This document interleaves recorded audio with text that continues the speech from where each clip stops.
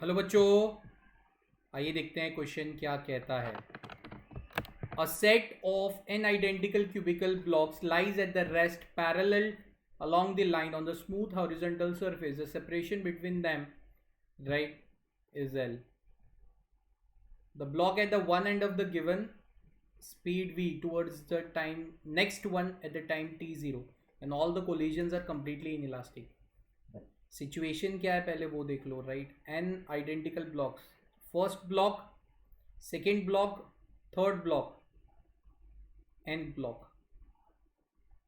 This distance is L. L सारे collisions inelastic है, मतलब आफ्टर ईच कोलिजन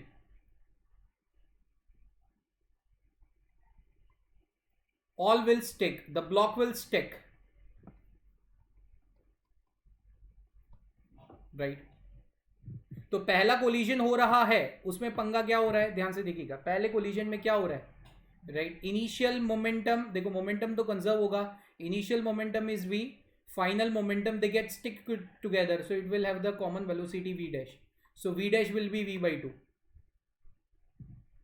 राइट? सो टाइम क्या हो जाएगा, t1, that will be equivalent to 2l by v, equation number 1।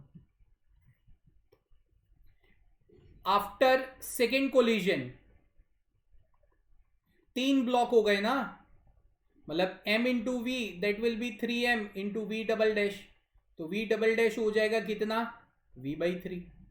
मतलब 2 ब्लॉक चिपक रहे हैं तो वेलोसिटी v by 2 हो रही है, 3 ब्लॉक चिपक रहे हैं तो वेलोसिटी क्या होगी, v by 3, 4 ब्लॉक चिपकेंगे तो वेलोसिटी क्या होगी, राइट, v by 4।